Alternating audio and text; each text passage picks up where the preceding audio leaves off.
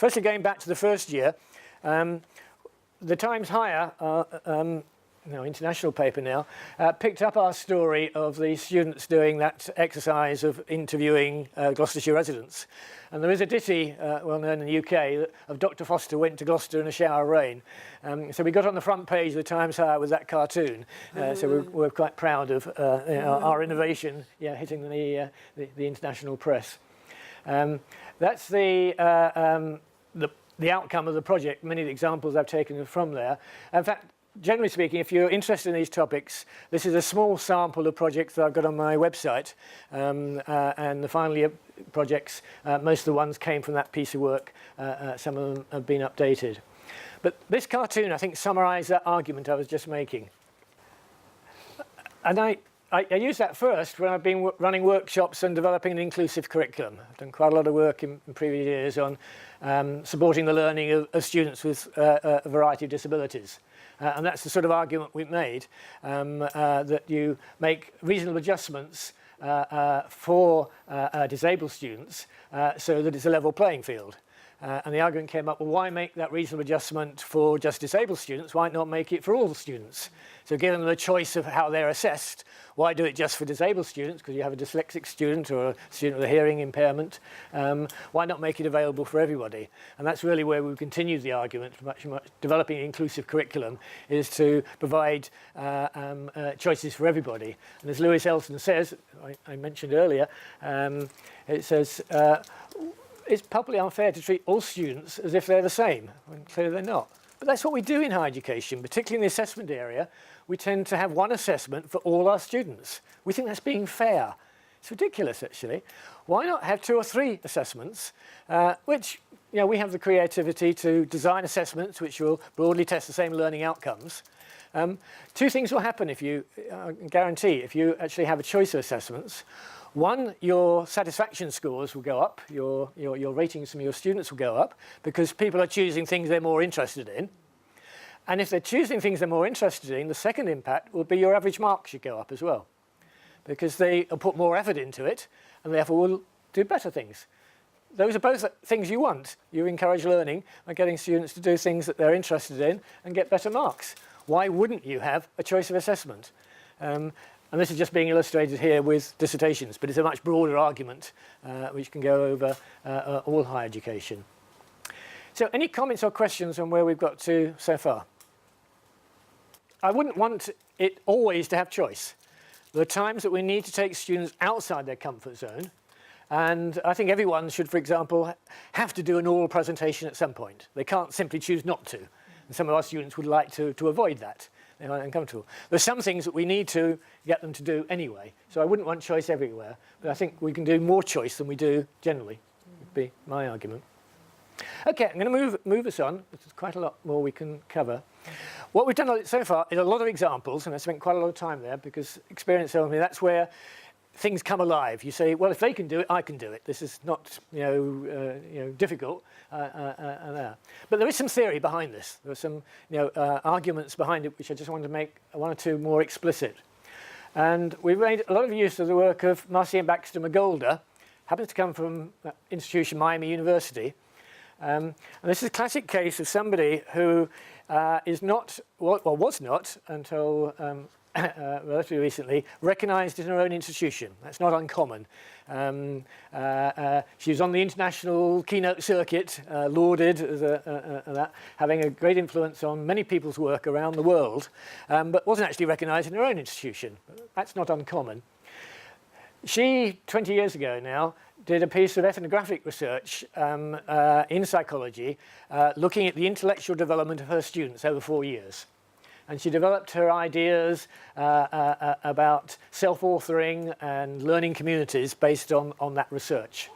And one of the ideas that she came up with was that students went through a series of stages of intellectual development, from absolute knowledge to contextual knowledge.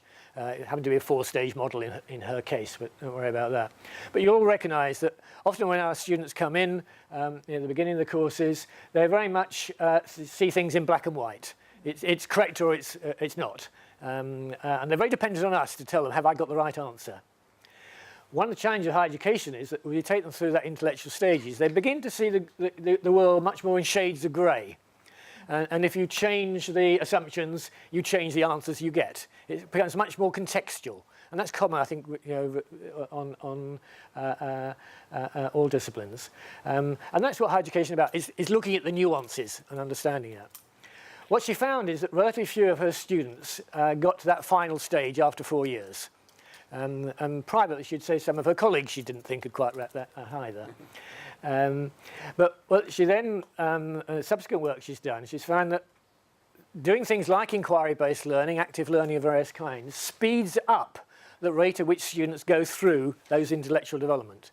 So more students, if you're using the inquiry-based learning, research-based learning type of model we've been talking about, reach that final stage within the period of their undergraduate study. And that's part of the evidence base we use for it.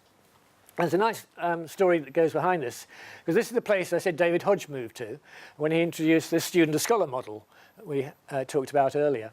And he didn't know Marcia's work then. When he came, Marcia sent him a couple of her books.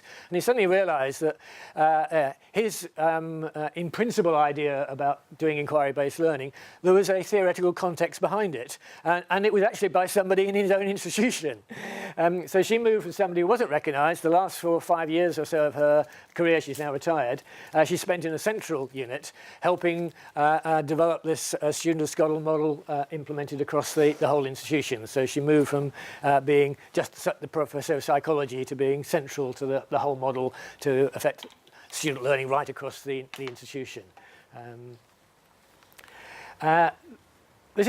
David took some of her ideas and gave a conference paper fairly early on in 2008, shortly after he had joined the institution. And this is taking the idea that at different levels, students are going to be going through that intellectual journey. So in the first year, in the sort of foundation course, they're dependent very much on external. They're dependent particularly on the teacher. You tell them what they're doing and have they got it correct. They go through an intermediate stage. By the time they get to self-authorship, they will still ask for feedback, but what use they make of that feedback is very dependent on the context they're in and what their objectives are at that particular stage of their career, what they take it. The critical voice is their own voice. That's where the term self-authorship comes from, of what I want to achieve from this particular assignment and what I'll do with any feedback is contextualized in that context. I think that's a stage forward. If you can take that as the sort of stages many of your students may be in the first year, the sort of second, third year, and then the sort of capstone final year. You're designing a course and getting progression. It's a useful set of ideas to build into a progression course. It's still problematic because we know in any one course we teach, students are at different stages of intellectual development. Again, I think that's one of the huge challenges we've got. We tend to treat everybody the same in our class, and we'll pitch it just above the average. We hope that the right students look after themselves, and we hope we don't lose some of our weaker students. Again, I don't think it's a sustainable model. We need a more individualized model where we recognize that we need to challenge some of the brighter students. At the same time, we need to scaffold and support some of our weaker students. And so a more individualized model is something I'd be arguing for, that we need to move away from teaching the class as a whole. And that is linked to having choices and having different assignments. And sometimes having, for some of our brighter students, you really challenge them and have even more, a tougher assignment for them to actually challenge them. And there are ways that you can build that in.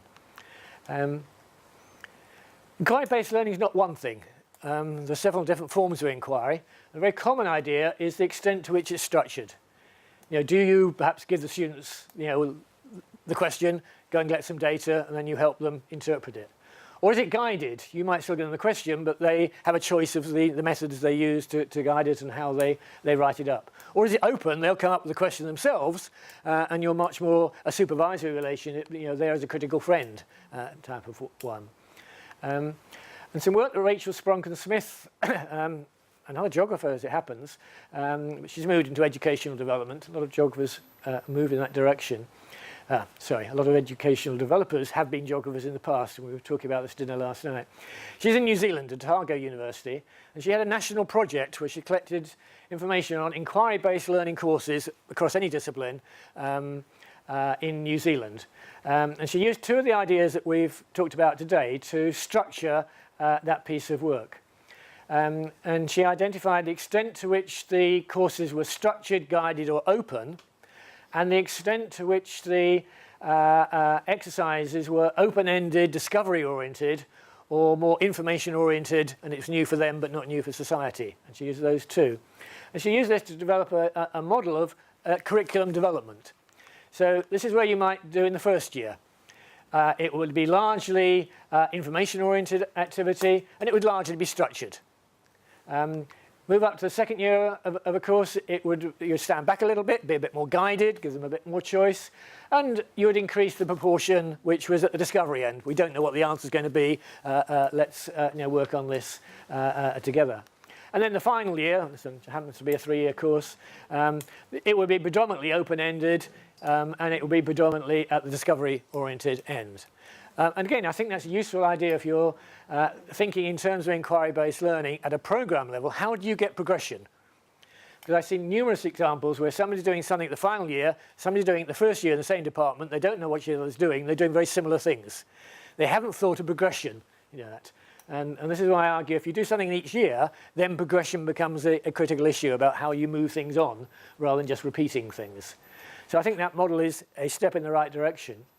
But actually, we would challenge that ourselves, and we would argue, actually, and Rachel and a colleague I'll talk about this afternoon, Sue Vajotsky in Canada, we'd argue, actually, in the first year, you start there. You start an open-ended one. And our argument is the first project you do with the students, you have a different objective than subsequent projects. The first project you do should be motivational. You want to get the students engaged. You want them to enjoy it. You want to say, this is great. I'm really enthusiastic. I want to learn more in this way. And the last thing you should do, I think, with the first year project is dump straight into the details of the techniques and data collection methods. Students will find that fairly boring, and it can be a turn-off. Do something more open-ended. Let them make mistakes. Learn from, use that as a learning opportunity. So you say, when they present their findings, you say, actually, you're overgeneralizing. You haven't actually done any sample here. Or if it's in a lab case, you haven't got a control group. How can you make those general statements? So the next project you do, you refer back to that. You remember when I gave you that feedback? You said you hadn't done. Now we're going to talk about sampling theory, how you do a random stratified sample, or how you do a control group under lab conditions, and what the disciplines are. And then the students see the need for it in order to be able to make those more general statements, and they see the purpose of those techniques. So we'd argue, start there in the first year, perhaps in the second year, go more guided, and then in the final year, go back to that. I'm over-emphasizing the difference. I'm not saying we never do structured or never do information-oriented. It has a role to play. But there's some evidence I'll play this afternoon which says that higher level learning occurs the more open-ended the activity and the more research-oriented the activity. So if you want the higher level learning skills in Bloom's taxonomy, and I'll show you that evidence this afternoon, if you have a choice, I'd go in that direction. Not to say you never do the other. It's just a choice element. So one of the things I said at the beginning, and I was asked by Eugenia to do this, talk about supervising research and inquiry projects. So I do have one slide where I addressed the issue you asked me to. One of the issues we have, of course, is when we've got quite a lot of students, and there's only one of us, is how do we deal with the issue of having lots of students, doing projects, and they take up a lot of time to supervise. So what I'd like you to do, just for now, let's do it as a group, as a whole. We were small enough. Just think, individually about this for a moment. I'll give you a few moments to think about how we can reduce the time we have to spend in organising and supervising research and inquiry projects. Okay, let's share it with everybody rather than on the tables. How can we reduce, because only one of us, well, we've got 10, 20 students we're supervising, how we can make it more sustainable? Yeah. Actually, my department is moving in the direction of making the research project mandatory. Yeah. And we've been struggling with this idea exactly. of saying there are too many young assistant professors who need to publish and get ahead, and how they spend all their time supervising students. Yeah. So one thing we're doing is part of curricular design. We are changing the program so that the mandatory methods course, we have 1 and 2. And by the end of 2, students have already produced a research project. Yeah. And written an outline, got the feedback of that instructor. So all 30 of them or all 40 of them would have got that feedback.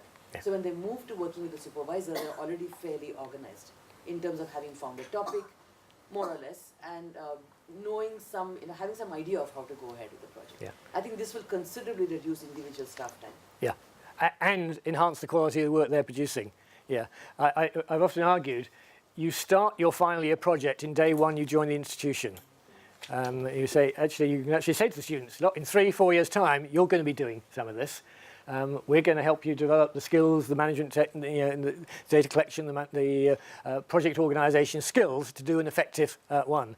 And some of these skills you'll learn in the first year, and then you'll apply them in the final year. One of those skills being coming up with a researchable question. Because as I said earlier, we often leave that till the final year, address it earlier. So, great idea. Think earlier, go and do many of these skills. Don't treat it as a final year project. It's a project you're developing the skills towards. Then it's a true capstone because you're applying skills you've already developed in a different context. Other ways which you can reduce your workload to make this more effective. Sorry, I have one more idea. Only because I've really put a lot of time into thinking about this right now. The idea is that we may organize intensive workshops with people like yourself or whoever, right? Who will then, either internally or externally, come and do 2-day workshops or 3-day workshops for all the students, so that they are learning more generic skills. And they don't have to learn these from the supervisor. Okay, no, I haven't come across that idea, bringing somebody from outside. I'd probably put the caveat that person should have the discipline-based skills rather than just be generic skills. Because I think I just come back to that argument of teaching techniques for technique's sake. You can become very competent at them, but the application is really critical, and some students are turned on by techniques, but most students are interested in the content and the answers to the questions in a disciplinary context. So I think it's getting that link which is critical. I didn't mean that the person had to be external. I just meant someone like yourself with the ability to also abstract from the context. Yeah. So we are looking at actually one of our own. Yeah, but I think I wouldn't be very good coming into your department because cultural studies, I don't have that discipline background. I could cover some disciplines, but less so there for the students' things. Other ideas for reducing your workload, which I'm sure is of interest. A sad practical idea is if you have a class, you limit their choices. Right, so rather than saying all 25 students can have an individual project, say you can do A, B, or C, and that allows you to give focus to A, B, and C in groups, but it takes away their individual choice. There are tensions there. Right. And there's a discipline variation. In the sciences, it's much more common to put out a list of, these are the topics I'm prepared to supervise. In the humanities, that will be anathema. Students have the choices to it, and you come and persuade me it's a good project. Yeah, so there are discipline variations here, to that. I think the area which a lot of people come up with is that you'll find when you've got 20 students, many of them are coming with very similar questions, and you're repeating yourself many times. So group supervisions rather than individual supervisions. One way of reducing it, because there's so many common areas. Another related one is at Keele University, they do a question and answer session where students from the previous year come back and answer questions from the. It's the sort of final years before they graduate, talking to the second years who are about to come in often, so that they're covering some of the issues. Good question is, what would you do differently if you're doing this again? And they talk about that. It doesn't mean that everyone listens, and usually it start earlier, get more organised, don't leave it to the last moment, and that doesn't mean everybody takes that on board, but actually hearing it from other students can be more powerful than us saying it sometimes. Which relates to another one. I did it for quite a few of my projects towards the end. I'd have my group of students who I was supervising, and I'd set it up so they could do some peer learning. I said, you don't have to learn from me, learn from each other. Why don't you send drafts of your chapters to each other to comment on? That's not cheating. That's getting, we do that with our publications. Any publication I've done, I send it to my colleagues before I send it to a journal to do it.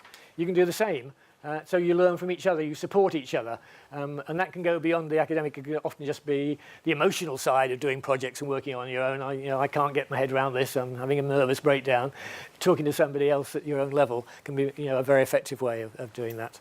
Sorry, the context-specific problem with this, with many Hong Kong students, Mark spoke about the kind of background they came from in the schooling system.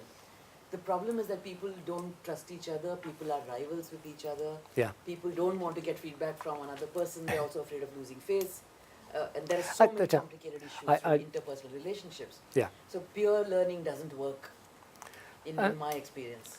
Okay. It doesn't work so well. I also feel that another additional problem is I feel, the teacher should be telling me what to do. Why is my friend telling me what to do? Okay. That's not an uncommon comment around the world, and I realise there is a cultural difference here, but I do know of examples of peer learning in a Southeast Asian context where they've managed to overcome. So I wouldn't say it doesn't work. It needs to be more sensitive and done differently and persuasive and over a longer time period to break some of those down. And say this is not competitive, particularly on an individual project. It's much easier to do that when you're doing your individual project, and helping your friend doesn't mean you're going to get a worse degree. We're doing the same assessment and helping it. So in the project area, it's actually a good way to do it, and they can be seen to be helping each other. Yeah. Right. I think perhaps I want to share is I did a sort of a mix involved. So I actually throw them some questions. For example, like in my climate change course, I gave them 3 categories. So energy, and then recycle, or noise, or something else. So, and I still allow the students to sort of figure out some small things in between that category, and end up I just ask them to sit together. So there is a bit of like peer review. So some of the C questions could go into break out in that way, and then I still do like group supervisions at the end.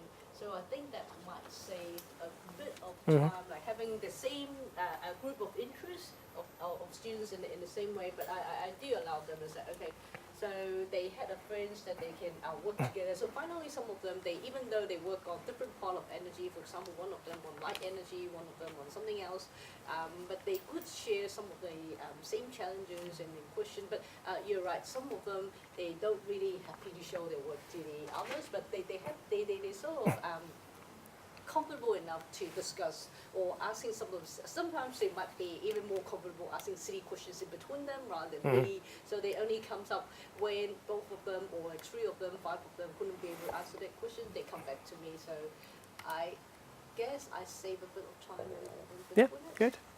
One of the things that's come up in a number of cases is the projects we've been talking about are largely individual projects there, but in many cases we do group projects, and they may be in other parts of the degree course where the students are working together and they have to work together effectively so that everybody does well. And that raises issues around assessment, and that's the topic I want to look at now. HKU actually asked me to do a bit of consultancy a few years ago, which was based on this project, because we'd written up some ideas about assessing final year projects in a variety of ways, and we produced a couple of sort of mini guides which are available on the internet from HKU, particularly about assessing research and inquiry projects. And a couple of these examples are here. Firstly, looking at peer and self-assessment of group projects. It's a very common issue when you've got group projects about how do you give individual marks to the individual members of the class. So rather than giving everybody the same mark, how do you change that into individuals? And there's one way that could be done in that. Or talking about assessment criteria for final year projects and dissertations. So really, I'm giving you a choice again. I'm trying to give you choices, just as I'm saying to the students. I just want to stand back from this a little bit. We've been talking today and this afternoon largely about this theme of research and inquiry. But for me, this is one example of a broader theme which I'm become particularly interested in, and that's what I call students as partners. And there's a diagram on this, and I just want to put this into context. Now, it's not language. I would only have started using this language in the last sort of 8 years or so. But on reflecting about it, many of the things I've done for many years fit under this framework. I just didn't describe it in these terms, and that's quite common. And I give a lot of workshops where you say, "Oh, I do that. I just didn't call it that," and that's a very common response. I won't unpack the whole of this diagram, but there are 4 main areas. And you'll see this is not a 2x2 diagram. I put them as overlapping circles. So my thinking's moved on a little bit. And I think if I was doing those other diagrams, they would be overlapping circles now. It's too constraining to think of fixed boundaries. So we've been focusing on this area of students as partners in the subject-based research and inquiry. Nearly all our examples are of that nature. A few of our examples actually move into the teaching and learning area because I'd say to you, if you're doing a capstone project in economics or in one of the sciences or in cultural studies, whatever it happens to be, some of your students might actually be interested in the teaching and learning of that subject. And they might actually do a project around that.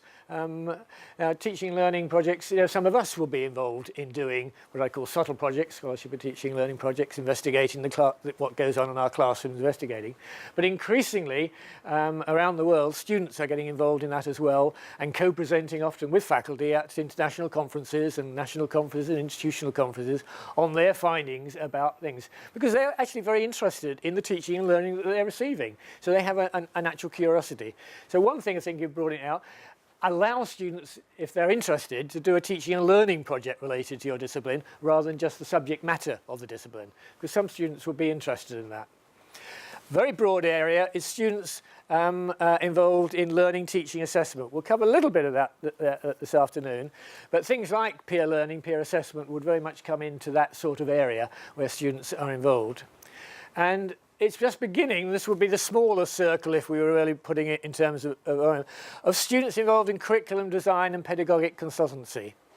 Now, there was a project here. Some of you will know Liz Ho, and I can't remember the name of your other colleague. Who's Jim Panga. Yeah, who was here, did have a pedagogic consultancy project running here for about 3 years before one left and went to HKU and one retired. And I think it's in, but there may be a resurrection of that project coming there. And that's based on work, particularly Alison Cook-Sather at Bryn Mawr University has done, where students actually involved in being consultants to members of staff. Students not who were taught by them, because there'll be power relationships, but students from a different class who will come in and in negotiation with the member of faculty say, what do you want me to look at? And they'll come in and sit in the class, and particularly if you're doing something new you haven't done before, and observe how the students are responding to it. And critically go and have coffee or tea with the students afterwards, have conversations with students you would never have, and then they come back and give you feedback on that, and then you say, well, what we want to do next week is. Actually, I think Mark and I both use that. The student you do. consultancy. Oh, you've done that as well. Great. Yes, Yeah. So you're familiar, and I think that's the spin-off from Liz's project, hopefully. That's great. And then the core thing is this thing, what I call the partnership learning communities, and that's the process about how staff and students work together. So I see much of my research now is actually within that model, and much of my research can fit into one or more of those circles. So bringing to conclusions, having done my plug for the day, what we've been talking about this morning is that getting students to produce knowledge rather than just consume knowledge is, for me, the best way to get a link between teaching and research. Do it through our students. You don't have to be an active researcher yourself, to come back to one of the comments made, I think, in the lineup, to be an effective supervisor of students doing research. It's a teaching qualification, it's a facilitation skill, and some of our best teachers are not necessarily research active and can make students doing really good research active projects. The challenge is to mainstream it. And we've been looking at a variety of ways through examples, and you've been sharing some that you do to do it. Partly comes back to that definition of that. The broader the definition you're prepared to what you'll accept as research, the easier it is to do it. So if you'll not only take the